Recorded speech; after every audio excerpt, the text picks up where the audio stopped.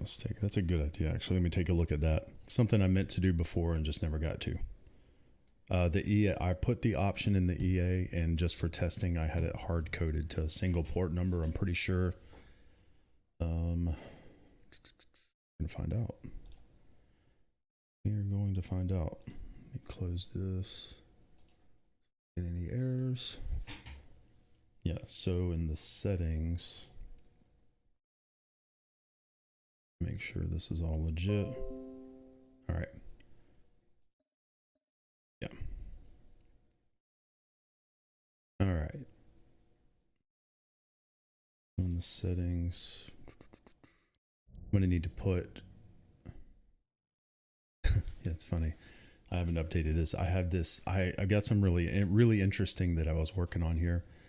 Being able to use YouTube as a trade copy server. So you don't even have to have a server. You can just use a YouTube stream. You can use anyone's YouTube stream, which is really interesting. Hold on. Kiwi's starting to go. Let me make sure I'm watching that. It's going to break the low. Found Aussie's almost there. 1 second. So yeah, we'll mess with this. I need to put a little option into here to accept a port number. Let me see. It's going to probably be Canvas. I'm going to need to load my other scene. 1 second.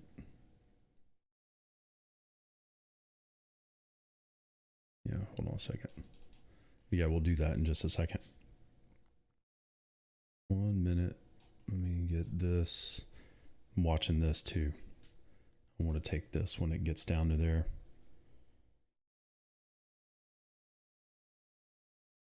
Yeah, it's probably going to be close enough to the low. I'm going to just try to catch a bounce here just for a couple hours. Hopefully it's going to go from there, just bounce a little bit. And even if it just goes up a little bit, could be a big move. 1 second. It's a good idea, actually, to put that in there. The info panel, I need to load my other scene. The name of that scene. I remember what I named it. Hold on. A little bit of app development real quick. What was the scene for the menu? Scenes, menu scene. In here somewhere. They haven't loaded this up in a couple weeks. Hold on, what was it? Slim UI. Slim UI package. Our menu. Scenes. Menu scene. I think that's it. Main menu. All right. Yeah. All right. So one of these IP address, we'll put it in here. We'll have an extra little, oops, YouTube stream ID. Probably don't need that. We just put it there. Channels. Let me open this where I can see it. We'll do both at the same time. When the alert goes off, should know anyway. What I'm going to do is I'm going to add another YouTube link. Okay. I'm going to add another option. We're going to control D to duplicate that. We're going to name it server port. We're going to call this container server port. And we're going to have where you can put in a port number and change it individually if you want to run multiple instances. Haven't had anybody need to do that yet, but we'll do it. Server port, text area, and we just need the placeholder text to be server port.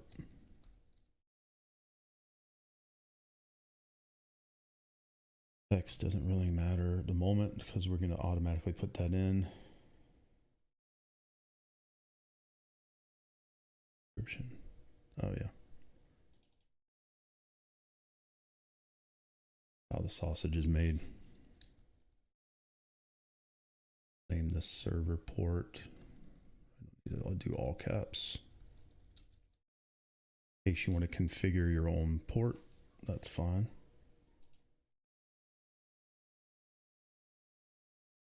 What the heck is that?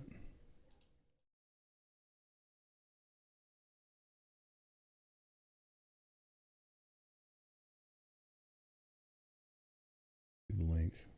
All right, so here's what we'll do. We got that created. We should be able to just move this down, and now we have another option in the app. I know this looks crazy right now, but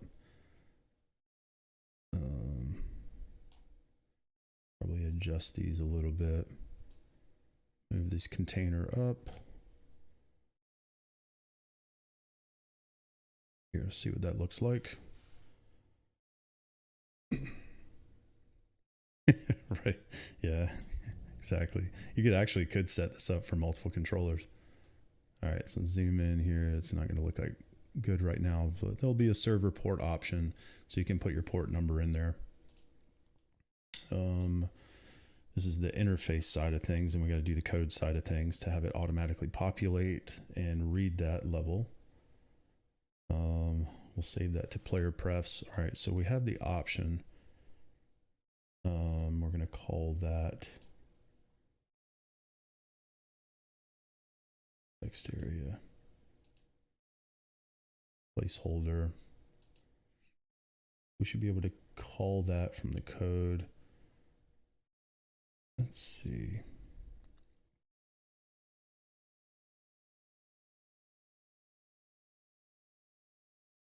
YouTube text. Yes, we're going to create a new text object here. We're going to be able to store that. We got to store that value as a saved preference. So we're going to do this. We're going to call this port text, whatever. We just need a text object to store the port number. We're basically just going to go copy through this. Player prefs. Could probably create a new function.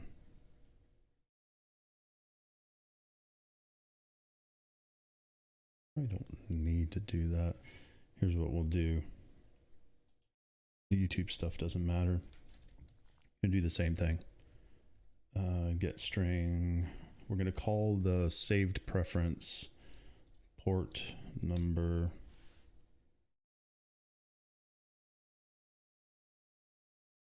Yeah, we'll call it port number. And we're going to call this our text object, which was, I believe, port number, port text. Yeah, port text. So we're going to save this. We're actually doing it in reverse. We're going to retrieve this value from the saved preferences. Almost there on Poundossi. I'm watching it. See if we can code this real quick. All right, so we're going to take this. This will retrieve our value from the saved preferences and put it into the string. Now we need to do something with that afterwards.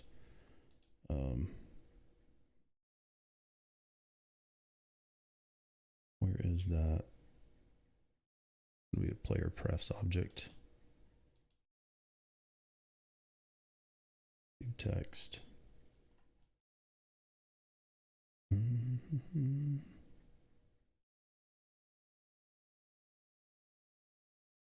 I need to set that somewhere.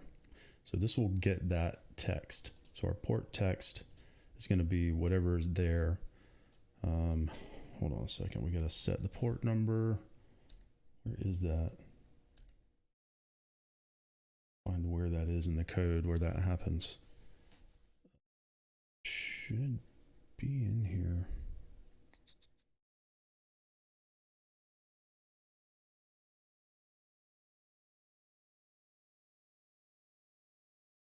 Remember, it's been a minute since I've looked at this. Where's that pull that from? It would be in the server.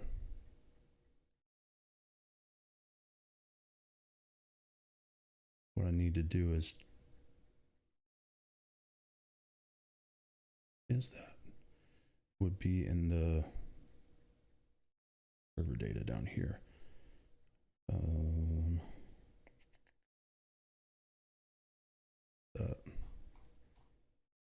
be in the client. Request, where's the request? Fun stuff. Send message. Okay, so we need to connect to the server on a specific port right here. Okay, I've got it hard coded right here. So what we're going to need to do is we're going to need to pull that port text and from the player prefs instead. When we start our thing, port text, why is that? Should be very global. Oh, it's going to be to string. So we're going to need to string to int. I can't remember the function call. I don't know if you can just say dot to integer. I know there's a way to do this. I'm so used to coding MQL. I got to go back to C#, thinking in C#. I think there's a integer to string. I need to convert from a string to an integer. Hold on, let's find out. Can't remember. In C#, almost there. I'm so used to doing it. It's just string to int is the name of the function. In MQL, string to an integer. Well, I need to look at the technical documentation. What's the function call? What is it? Just tell me the answer. I'm saving it as a text value, but I need to retrieve it as an integer. Where is it? Yeah, int.parse, int32.parse, that's what it is. There's multiple ways to do this.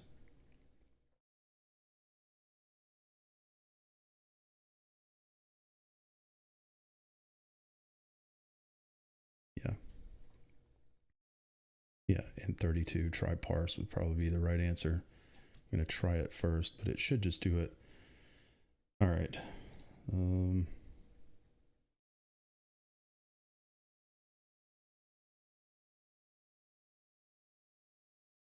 Yeah, I should just be able to call it in line.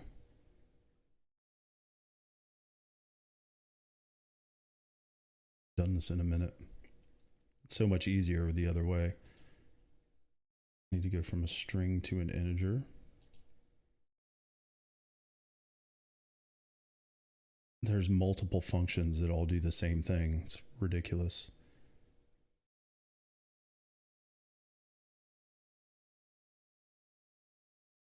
Yeah, int.tryparse should work.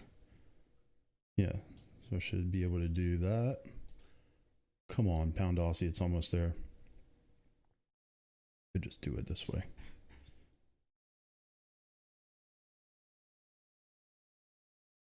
Try parse, and you should pass. Whoops. Pass it the text. Pass it the string. I guess not. What does it take? Come on, man. It takes a char.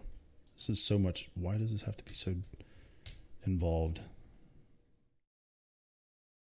I literally just need to convert a string to an integer. It's such an easy function to do. Yeah. Int.parse. Try parse it didn't like.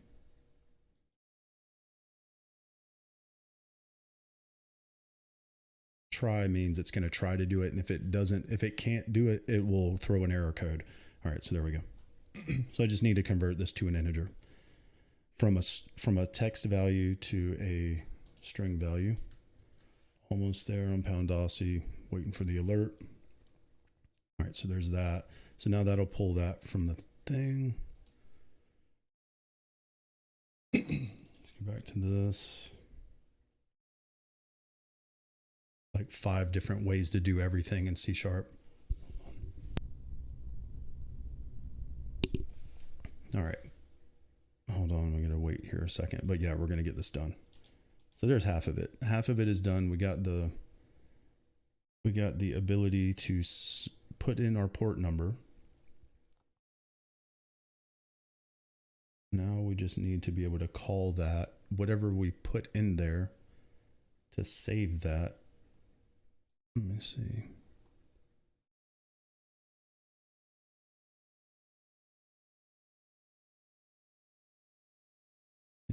handler on end edit. Yeah.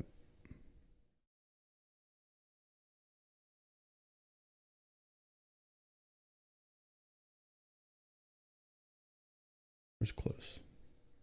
So I got to go over here to our menu handler. We told it to save it, or we told it to pull it out of memory, but we haven't saved it yet. So we got to go to our menu handler, probably. Yep. All right. So we need to create, just do this the easy way. Create a new game object of port input. We need to, we'll just call this port text again. So we need to create a new game object, port input, create a new string variable. And this is going to be done exactly the same way. There's really nothing weird that needs to happen here. We're going to say our port text. Come on, Pound Aussie, it's almost there. Port text, we're going to, what do we call it? Port number, I think it was called. We're going to get that from that little text field that we created that we called that port input, and that's going to be saved into the string value of port text. So we're creating a player preferences, which saves it into memory. Oh, hold on. We got something happening here. And here we go. Almost done with that. Hardest part was figuring out how to convert a string to an integer. Oh, that's funny. Lol. Pound Aussie. Quarter lot. Why not? For the lulz. Should have taken it actually on the actual level. There's probably others. Everything's probably doing the same stupid thing right now. I'm going to leave that one alone. I'm not in this trade. I assume that that's invalidated. I think Pound Aussie has a much higher probability of bouncing here. The Aussie may be at the high. We might want to look at Aussie Yen as well. Yep, still consolidating here on this. We may just not be there yet on Aussie Yen. That might have been the high of the day on the Aussie though. It may be very close. Is invalidated. We're really waiting for higher here on Aussie Yen. I was figuring that was going to push a little more because the yen never broke, and once the yen breaks, this is going to be it. This is going to be a good trade for sure. Very high probability that when the yen breaks the low, this pushes up to here. It's going to be a very accurate entry, probably. I say probably because there's no guarantees, but very likely there's going to be a very accurate entry short on Aussie Yen as soon as the yen breaks the low.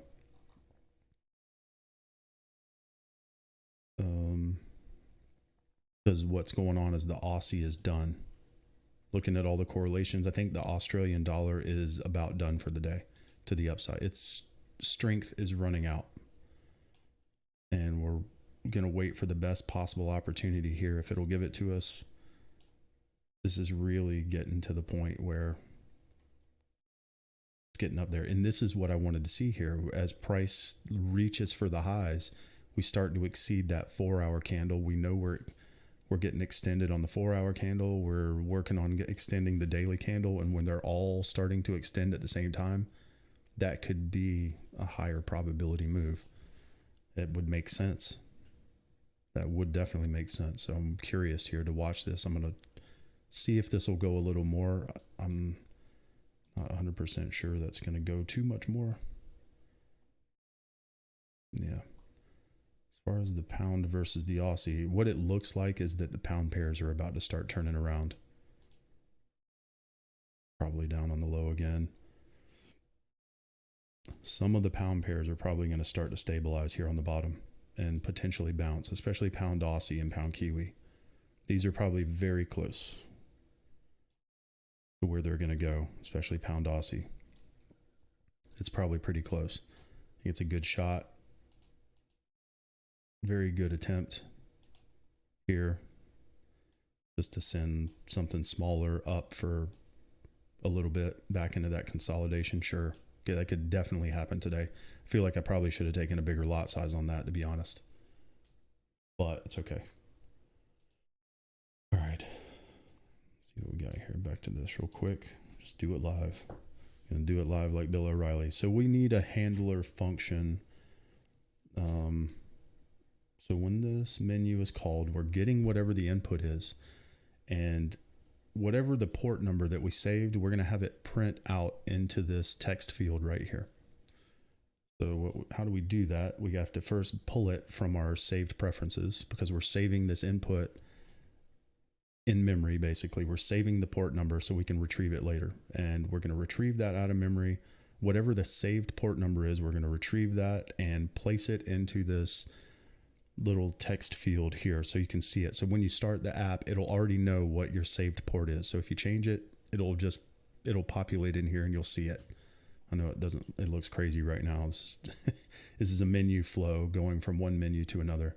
That's all of the crazy lines. So it'll populate there. Got that part done. The last thing we need to do is save it. So we need a menu handler function to do that. We'll have a custom function here. I'm not going to bother typing all this stuff out again. So what we need to do is we need to create another one. We're going to change a little bit. When we're going to say when we're done editing this field on port ended, whatever, that's fine. When we're done editing that in the menu, like we type a number in here, as soon as we hit enter or click away from that, it's going to automatically call this function and save it. So we need to have a function to do that. So as soon as the menu navigation has ended, when we click out of that little text box, we're gonna save that. We need to set this string into memory.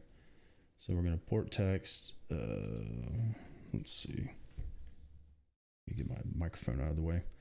Blah, blah, blah. So we're getting the text input field of that little thing.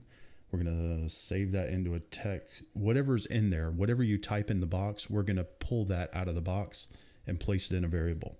And we're going to set that to our port number player prefs variable. We're going to output, and what we're going to set to that variable is a set getter and setter.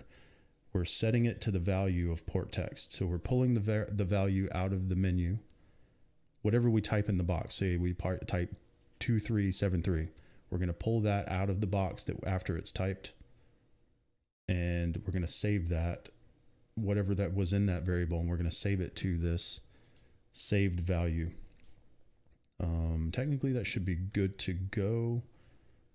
I just need to call the function probably from here. That's actually not called. Weird. Input, YouTube input. Yeah, so what we need to do is we need to we'll say when this is clicked, when I click in this little box and type a number in there, it's going to call this function to automatically set that into memory. And let me see, hold on, menu handler object. We should have a new one now called port input field. Yep. So this is going to call this, it's going to call our function. When we type in the box, it's going to call our on ended port input field, which basically means when you're done typing, save when the input is done and it's ended, save whatever was in the box. Save it to a save file, basically. So in theory, that should work at this point. We're going to have to test this. A little bit of... This the variable port input of menu handler has not been assigned. Where's that?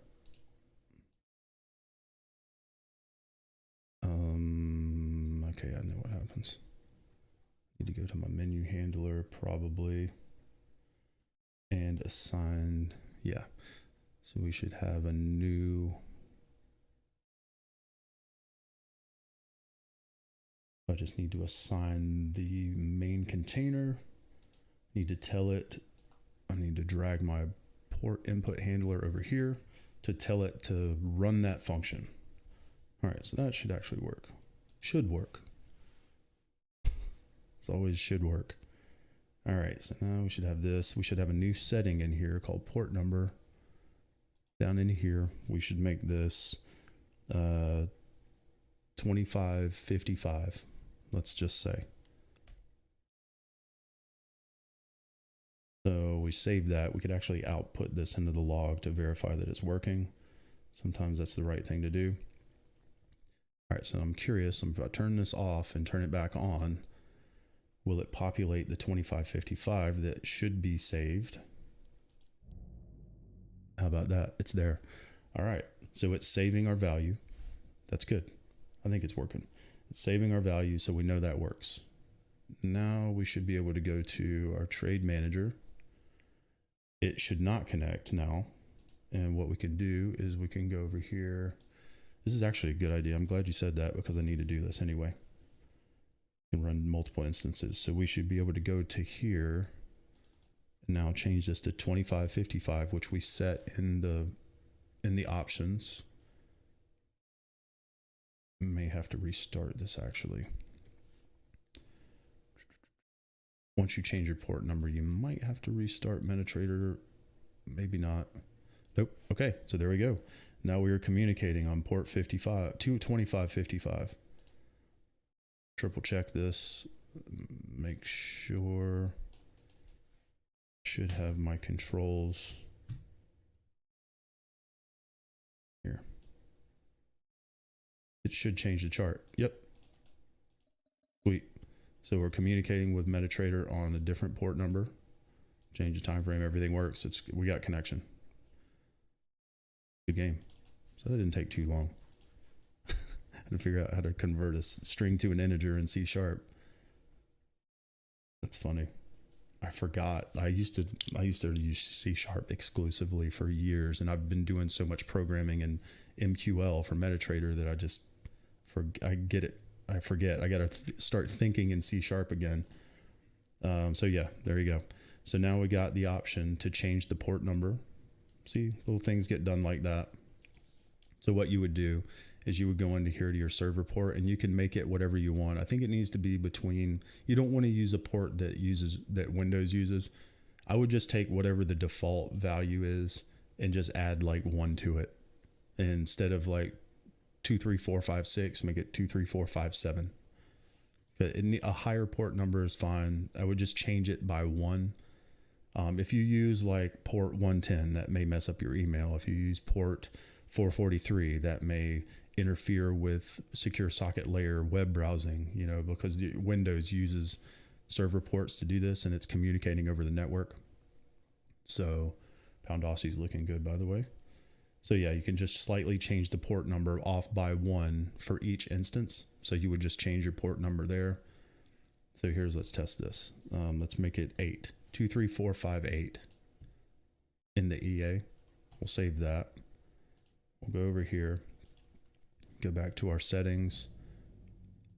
We'll put our port number 23458 and save that. Click done. Bang. All right. As soon as it connects, you'll see it there. You'll see the text come up. That means it's verified working. So there you go. How about that? Should work. Should be able to, oops. Should be able to change all this stuff.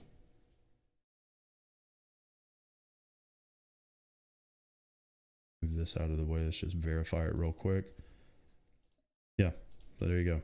So you can assign separate port numbers to different instances of the risk manager. It's a good idea. Just something I haven't gotten to yet. I had it hard coded, but it took a few minutes to put in an option, basically. And this is how apps are built. That's how it's done. In order to implement that feature, we had to be able to pull it, send it to the EA over the network. We had to change, instead of a hard-coded port, we had to basically have it save one in memory that we're getting from the app, and then use that port for the EA. And then our menu handler, we had to actually pull that port number and be able to save it from the menu. So a little bit of coding, not a lot. Added a new feature. Be able to have a configurable server port so you can have multiple instances. I knew that wasn't a hard problem to solve. I just needed a minute. So there you go. I'll recompile this. Hold on 1 second. Control Shift B. Here comes the dogs. Should be able to, yeah. Let me build this. Let me build it out and I'll upload it to the Google Drive and post a link of the updated version. And it should work. It does work. We just verified it. We'll verify it on the build. We'll actually build it and actually run the file and then triple check it. I'll upload this to Google Drive and we'll be done with it and get back to trading. All right, so here it comes. This is the actual Windows build. Get rid of that. We don't need that anymore. All right, so in our settings, let's pick random port number. Don't worry about the YouTube ID, stream ID. This is another feature that where we can actually trade from the YouTube chat. That has the ability to do some crazy stuff that we were testing like a couple months ago. So the server port, we'll just make it 34345, whatever, 34345. We'll save that there. We'll go to our EA and we'll make it 34345 here, 34345. As long as it's the same, you need to make it the same server port in the EA for the risk manager as the app. They have to match. It's like a password on both sides that has to match. 34345, we should be able to okay that. It should restart the internal server. So now we should be able to go here and it should connect. Bang, let's go, baby. Configurable ports. Okay, so it actually works, verified on the app itself. Let me get that. I'll get that posted up in just a second. So there you go. Off topic programming for the day, but having to do with trading. That's how apps are developed, basically. It is a whole bunch of stuff like that. You have to build out every feature that you need. You know, here's all the game controller stuff. A lot of this is the game controller. That was the majority of the programming with this, to be honest. Yeah, the gamepad right trigger. You know, this is the close all function, you know, using the gamepad, you know, this kind of stuff. If your left trigger is pressed, or if it's not actually, you know, this is basically how to do the button combinations. I had to go figure all this stuff out. There's no library that just does this. I had to custom build it for MetaTrader. But yeah, that's what a lot of this stuff is a lot of it's the gamepad stuff. Yeah. Using the left analog stick to move the stop entry, the entry and the stop loss and targets, you know, that kind of stuff, and communicating through a TCP socket over the network, which allows you to do it from a mobile app, which is cool. You can do it from a mobile app and communicate with your computer, with your MetaTrader from a mobile app, and it's going to open up a lot of cool options. So anyway, there you go. Boring programming stuff. Something different. Yeah, no, this is, this is all 100% scratch. It has to be because it's never been done before. Yeah, no, this is all, yeah, actually pulling the input from the gamepad. No, there's no library for this that I know of. Yeah, pulling the actual gamepad input from the gamepad using Unity. You know, I'm coding it like a video game. It's the same thing, like a video game. I'm just controlling MetaTrader over a TCP socket instead over the network. And that's really the only way you can do it. Yeah, so just, you know, low level, getting the actual input from the gamepad and then sending that vector2 data to the lines on the screen, making it actually move the lines itself. Like it's not, yeah, there's no way to do it other than to just do it. It actually, you have to send the input from the gamepad to do that. So anyway, just a little quick something. It's funny, I couldn't remember how to do a string to int conversion. Normally it's string to int it's easy. It's one function for MQL, string to int, or I know C# has multiple ways to do it. You try to parse the number out of the string. That was the funny part, is the one thing I had to actually look up was what's the function call to convert a string to an integer. Taking a piece of text and converting it to a number. The port number has to be an actual number. It doesn't know what text is. So I had to pull the number out of the text value. Anyway, come on, Pound Aussie.